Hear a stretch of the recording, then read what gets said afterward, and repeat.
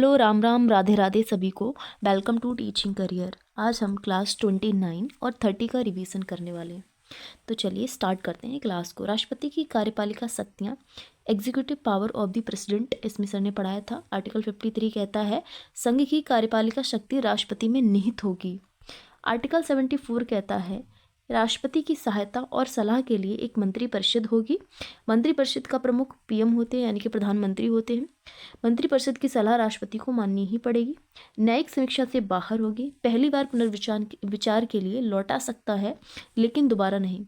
मान लीजिए कोई बिल है जिस पर राष्ट्रपति के दस्तखत चाहिए, उनके साइन चाहिए, तो पहली बार वो उस बिल को पुनर्विचार के लिए संसद में लौटा सकते हैं, लेकिन दोबारा अगर वो संसद से राष्ट्रपति के पास वापस आता है वो बिल, तो राष्ट्रपति को उस पर साइन करने ही होंगे, है ना।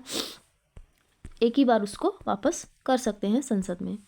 आर्टिकल 77 कहता है भारत सरकार के सभी कार्यपालिका के कार्य राष्ट्रपति के नाम से हुए माने जाएंगे। ऐसा माना जाएगा ये सारे कार्य जो हैं वो राष्ट्रपति के एग्री से हुए हैं, यानी कि राष्ट्रपति के द्वारा हुए हैं, उनका नाम दिया जाएगा। आर्टिकल 78 कहता है राष्ट्रपति प्रधानमंत्री से प्रशासन विधि निर्माण से संबंधित जानकारी प्राप्त कर सकेगा और पीएम का कर्तव्य होगा जानकारी को उपलब्ध कराना। विभिन्न महत्वपूर्ण पदों पर नियुक्तियां, राष्ट्रपति को अधिकार होगा कि वो कौन कौन से पदों पर नियुक्तियां कर सकेगा।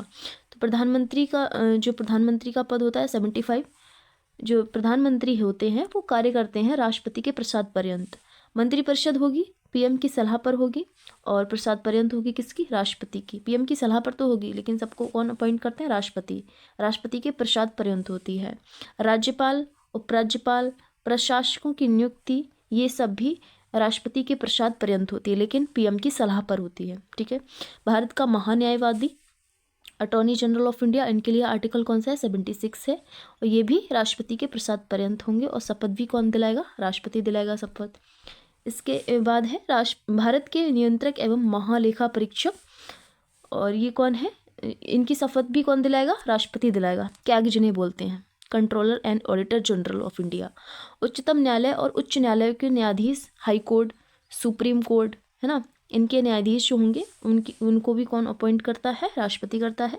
संघ लोक सेवा आयोग के अध्यक्ष एवं सदस्य, यूपीएससी के जो भी मेंबर्स होते हैं उनको राष्ट्रपति अपॉइंट करता है। मुख्य निर्वाचन आयुक्त एवं अन्य आयुक्त, इलेक्शन कमीशन ऑफ इंडिया के जितने भी मेंबर्स हैं, है ना। राष्ट्रीय मानवाधिकार आयोग, राष्ट्रीय महिला आयोग, राष्ट्रीय अल्पसंख्यक आयोग, राष्ट्रीय पिछड़ा वर्ग आयोग, ओबीसी है, एससी है, एसटी है, इन सब के मेंबर्स की जो अपॉइंटमेंट है वो कौन करता है? राष्ट्रपति करता है। राष्ट्रीय अनुसूचित जाति आयोग, राष्ट्रीय अनुसूचित जनजाति आयोग के अध्यक्ष और सदस्यों की नियुक्ति ये सब कौन करते हैं? हमारे जो प्रेसिडेंट हैं वो करेंगे। वित्त आयोग अध्यक्ष, सेना प्रमुख और अंतर्राज्यीय परिषद के अध्यक्ष कौन होते हैं? राष्ट्रपति होते हैं। क्षेत्रीय परिषदों की बैठक की अध्यक्षता राष्ट्रपति करेंगे। राष्ट्रपति की न्यायिक शक्तियां कौन कौन सी होती हैं? जुडिशियल पावर्स कौन कौन सी होती हैं? तो वो देख लेते हैं। आर्टिकल 72 में जो है क्षमादान की शक्तियां हैं राष्ट्रपति के पास। और क्षमा किस किस प्रकार से हो सकती है? तो पहली है क्षमा, यानी कि पार्डन, कंप्लीटली पार्डन, यानी कि पूर्ण रूप से उसे माफ़ कर दिया गया किसी अपराधी को, उसने कोई भी अपराध किया हो और उसके अपराध को क्षमा कर दिया गया हो, राष्ट्रपति के पास होगी ये शक्ति। लघुकरण, यानी कि सजा की प्रकृति को बदल देना। परिहार, रेमिशन, प्रकृति को बिना बदले सजा को कम करना, ये होता है। ठीक है। विराम, यानी कि रेस्पाइट, विशेष कारण से सजा को कम कर देना। प्रतिलंबन में क्या होता है? दंड को स्थगित कर देना। फिर नेक्स्ट पॉइंट है मंत्रिमंडल की सलाह बाध्यकारी पर निर्णय होगा, यानी कि ये सब शक्तियां तो है राष्ट्रपति के पास, लेकिन इन पर भी मंत्रिमंडल की सलाह जो है वो आवश्यक होगी, और मंत्रिमंडल जो सलाह देगी वो क्या होगी? बाउंड होगी प्रेसिडेंट को। प्रेसिडेंट बाध्यकारी होगा उसकी सलाह मानने के लिए मंत्रिमंडल की। और 42वें संविधान संशोधन 1976 के द्वारा ये जो नियम है वो लागू किया गया है। नेक्स्ट पॉइंट है राजनीतिक, जातिगत, धार्मिक मामलों में बाध्यकारी नहीं होगा। मान लीजिए कोई अपराधी, कोई क्रिमिनल ऐसे जुड़ा हुआ है, मान लीजिए उसके जो मेजोरिटी में जो पीएम है या फिर जो कैबिनेट वगैरह मेजोरिटी में जो पार्टी है उसके राजनीतिक संबंध हैं उस व्यक्ति से, जातिगत संबंध है, धार्मिक संबंध है, तो इस कॉन्टेक्स्ट में देखा जाए तो मंत्रिमंडल तो उसका फेवर करेगी उस अपराधी का, लेकिन राष्ट्रपति उस टाइम पर बाउंड नहीं होगा। उस टाइम पर जो मंत्रिमंडल की सलाह है उसे मानने के लिए बाधित नहीं होगा। निर्णय की समीक्षा नहीं होगी, इस केस में निर्णय की समीक्षा नहीं होगी और प्रक्रिया की समीक्षा हो सकती है, क्या क्या प्रोसेस रही उसकी समीक्षा हो सकती है, लेकिन निर्णय की समीक्षा नहीं होगी। राष्ट्रपति जो निर्णय देता है ना उसकी समीक्षा नहीं होगी, लेकिन उसके पीछे क्या रीज़न है, क्या प्रक्रिया रही, उसकी समीक्षा हो सकती है। आर्टिकल 124 124 है, उच्चतम न्यायालय में न्यायाधीशों की नियुक्ति और परामर्श किसका होगा, सीजीआई का। जो अन्य न्यायाधीश होते हैं 33+1 का रेशियो रहता है हमारे उच्चतम न्यायालय में, तो वहाँ पर जो अन्य न्यायालय जो जितने भी न्यायाधीश हैं उनकी नियुक्ति होगी, तो परामर्श किसका जाएगा, चीफ जस्टिस ऑफ इंडिया का, सीजीआई का। आर्टिकल 217 कहता है उच्च न्यायालय में यानी कि हाई कोर्ट में न्यायाधीशों की नियुक्ति परामर्श सीजीआई का प्लस संबंधित राज्यपाल का, यानी कि जिस राज्य का हाई कोर्ट है उसी राज्य के जो राज्यपाल हैं उनकी भी जो सलाह है उसकी आवश्यकता होगी, साथ ही सीजीआई की भी। आर्टिकल 143 कहता है 143 कहता है राष्ट्रपति को उच्चतम न्यायालय से परामर्श प्राप्त करने का अधिकार होगा, ठीक है, लेकिन वो परामर्श राष्ट्रपति माने इस चीज़ के लिए वो बाध्यकारी नहीं होंगे। फिर है राष्ट्रपति की विधायी शक्तियाँ, legislative powers of the president. Article 79 कहता है कि संसद के 3 अंग होंगे। कितने अंग होंगे, 3 अंग होंगे संसद के।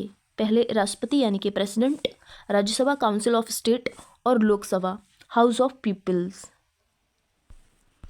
फिर आर्टिकल 85 है जो कहता है संसद का सत्र बुलाना, आहूत या सत्रावसान करना, लोकसभा को भंग करना, ये सारे राइट किसके हैं, राष्ट्रपति को दिए गए हैं, ठीक है। Session of parliament, prorogation and dissolution of the Lok Sabha.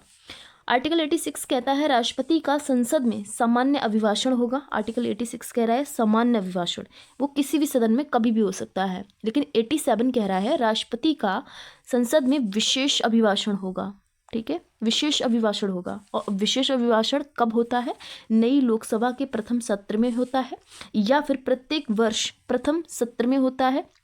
अब वो प्रथम सत्र कोई भी हो सकता है। देखो सत्र 3 प्रकार के होते हैं, budget session, monsoon session and winter session, ठीक है। कम से कम 2 सत्र होना अनिवार्य होता है। और जो स्पेशल एड्रेस है यानी कि विशेष अभिभाषण है मंत्रिपरिषद द्वारा तैयार किया जाता है। फिर है लोकसभा और राज्यसभा में मनोनयन। लोकसभा और राज्यसभा में जो भी नॉमिनेशन होता है वो प्रेसिडेंट करते हैं। तो कैसे होते हैं, आर्टिकल 331 कहता है, 331 कहता है लोकसभा में 2 एंग्लो इंडियंस होंगे, उनका अपॉइंटमेंट नॉमिनेशन कौन करेगा, राष्ट्रपति करेगा। और इन जो एंग्लो इंडियंस हैं ये कौन होंगे, इसकी जो डेफिनेशन है आर्टिकल 366 के क्लॉज नंबर 2 में दी गई है, 366 के सबसेक्शन 2 में दी गई है। शर्तें क्या होंगी, एंग्लो इंडियन होने के लिए वह भारतीय नागरिक हो, पितृकुल यूरोपीय हो, यानी कि पिता की साइड का जो रिश्ता है वो कहाँ से संबंधित हो, यूरोप से संबंधित हो। मातृकुल भारतीय हो, माता की साइड से जो रिश्ते हैं वो कैसे संबंधित हो, इंडिया से संबंधित हो, ठीक है। 2020 में क्या हुआ, 104वां कॉन्स्टिट्यूशन अमेंडमेंट होता है, संविधान संशोधन होता है, जिसके तहत ये जो एंग्लो इंडियन का प्रोविज़न था जिसे राष्ट्रपति नॉमिनेट करते थे वो ख़त्म कर दिया गया, ठीक है, 2020 में। फिर आर्टिकल 80 है जिसमें राज्यसभा की बात हुई है। राज्यसभा में 12 सदस्यों का मनोनयन कौन करेगा, राष्ट्रपति करेगा। और वो जो 12 सदस्य होंगे वो कौन कौन से क्षेत्र से होंगे, वो मेनली 4 क्षेत्र से होंगे, साहित्य यानी कि लिटरेचर, कला आर्ट, विज्ञान साइंस, समाज सेवा सोशल सर्विस, इन 4 क्षेत्रों से वो जो सदस्य होंगे वो संबंधित होंगे। आर्टिकल 108 कहता है ज्वाइंट सिटिंग की बात करता है, संयुक्त बैठक की, ठीक है। दोनों हाउसेस में, लोकसभा या राज्यसभा में, किसी में भी संयुक्त बैठक राष्ट्रपति बुला सकता है साधारण विधेयक के मामले में मतभेद होने पर। कब बुलाता है, साधारण विधेयक के मामले में मतभेद होने पर। फिर विधेयक क्या होते हैं, बिल क्या होते हैं, देखिए बिल आता है लोकसभा में आएगा या राज्यसभा में आएगा, और फिर जो है एक सभा में पास होने के बाद दोनों सभा में इसे पास किया जाता है। फिर यहाँ पर जब पास हो जाएगा बिल तो प्रेसिडेंट के पास जाएगा, प्रेसिडेंट इस पर साइन करेगा और साइन के बाद ये एक एक्ट बन जाएगा, कानून अधिनियम कुछ भी कह सकते हैं इसको, कानून अधिनियम एक्ट है ना, ये बन जाता है। अब राष्ट्रपति इस पर साइन कर देता है तो ये एक्ट बन गया। लेकिन अगर राष्ट्रपति ने इसे स्वीकार कर लिया, एक्ट बन गया। अगर अस्वीकार किया तो इसको रिजेक्ट कर दिया गया।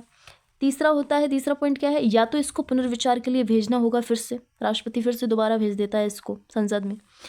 और फोर्थ जो कंडीशन है वो है दोबारा में स्वीकृति के लिए राष्ट्रपति बाध्य होगा। अगर वहाँ पर संसद में ये दोबारा भेजा गया है राष्ट्रपति के द्वारा और उन्होंने यानी कि संसद ने दोबारा से राष्ट्रपति के पास इसे भेज दिया तो ये बाउंड होंगे उस पर साइन करने के लिए, ठीक है।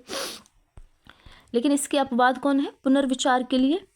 अपवाद कौन है? धन विधेयक है, इसको नहीं भेज सकते, ठीक है, क्योंकि धन विधेयक के लिए जो स्वीकृति है राष्ट्रपति से पहले ही ली जाती है। फिर आर्टिकल 1, 2, 3 यानी कि 123 कहता है अध्यादेश जारी करने की शक्ति होती है किसके पास? राष्ट्रपति के पास। ऑर्डिनेंस पास करने की शक्ति होती है। जो ऑर्डिनेंस होता है, अध्यादेश होता है, अधिकतम इसकी अवधि होती है 6 month 6 week, 6 month plus 6 week होती है, लेकिन न्यूनतम कोई अवधि नहीं होती, न्यूनतम कोई अवधि नहीं है। संविधान संशोधन के लिए अध्यादेश जारी नहीं होता है, संविधान संशोधन के लिए अध्यादेश जारी नहीं होता है, इस पॉइंट को ध्यान रखिएगा। राष्ट्रपति की वीटो पावर, निषेधाधिकार इनको बोलते हैं। वीटो पावर कौन कौन सी हैं? देखिए वीटो पावर मेनली जो इंडिया में है वो 3 प्रकार की हैं, लेकिन ओवरऑल देखी जाए तो 4 प्रकार की हैं। सर ने 4 ही पढ़ाई थी तो हम भी यहाँ पर चारों का रिवीजन करने वाले हैं। पहली है अत्यधिक वीटो पावर। अत्यधिक वीटो क्या कहती है? पूर्ण रूप से किसी विधेयक को मना कर देना, ठीक है, टू रिफ्यूज कंप्लीटली, विधेयक समाप्त हो जाता है।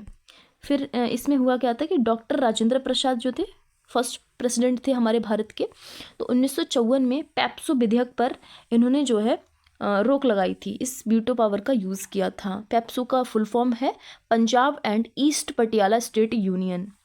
फिर डॉक्टर आर वेंकटरमन ने 1991 में संसद सदस्यों के वेतन भत्ते और पेंशन संशोधन विधेयक पर इस वीटो पावर का यूज़ किया था। फिर है जो दूसरे प्रकार की वीटो है विशेषित वीटो, क्वालिफाइड वीटो, ये यूएसए में है, ये भारत में नहीं है। हम बात कर रहे थे 3 वीटो की, हम 3 तो पढ़ेंगे, लेकिन जो दूसरी वाली है ना ये इंडिया में लागू नहीं है, ये विशेष बहुमत से निरस्त हो सकती है। कहाँ पर है? यूएसए में है, भारत में नहीं है। फिर है तीसरे टाइप की वीटो निलंबनकारी वीटो, सस्पेंशन वीटो इसको बोलते हैं। इसे साधारण बहुमत से निरस्त किया जा सकता है, ये भारत में है, ठीक है। धन विधेयक और संविधान संशोधन विधेयक पर कोई भी वीटो लागू नहीं होगी। क्या याद रखेंगे? मनी बिल और जो कॉन्स्टिट्यूशन अमेंडमेंट होते हैं उन पर कोई भी वीटो लागू नहीं होगी। डॉक्टर एपीजे अब्दुल कलाम ने इस जो सस्पेंशन वीटो है इसका यूज़ किया था 2006 में सांसद अयोग्यता निवारण अधिनियम पर, इसका यूज़ किया था। किसने? डॉक्टर एपीजे अब्दुल कलाम ने, वो हमारे प्रेसिडेंट थे उस टाइम पर। फिर जो फोर्थ है, ओवरऑल देखी जाए तो फोर्थ है, लेकिन इंडिया के कॉन्टेक्स्ट में ये 3rd नंबर की वीटो है, पॉकेट वीटो इसको बोलते हैं। विधेयक पर अनिश्चित समय तक निर्णय ना होना, यानी कि वो बिल जो आया है राष्ट्रपति के पास उस पर उन्होंने कोई डिस्कशन नहीं किया, ना उस पर साइन किए, वो चुपचाप से ऐसा ही रखा रहा, उसे पॉकेट में डाल लिया, इस तरह से आप समझ सकते हैं। ज्ञानी जैल सिंह ने इसका इस्तेमाल किया था भारतीय डाक संशोधन अधिनियम में, इसका यूज़ किया था। और बीपी सिंह की जो सरकार आई थी फिर इसके बाद 3 साल बाद, यानी कि 1986 में ये जो संशोधन था अधिनियम ये आया था, और ज्ञानी जैल सिंह हमारे प्रेसिडेंट थे तो इन्होंने इस वीटो पावर का यूज़ किया था, पॉकेट वीटो का। फिर 3 साल बाद जब बीपी सिंह की सरकार आई थी 1989 में, तो ये फिर से पेश हुआ, लेकिन इस पर कोई डिस्कशन नहीं हुआ, यानी कि ये जो अधिनियम था वो रिफ्यूज़ कर दिया गया पूरी तरह से, ठीक है। तो ये थी हमारी क्लास। थैंक्स फॉर वॉचिंग, मिलते हैं नेक्स्ट वीडियो में।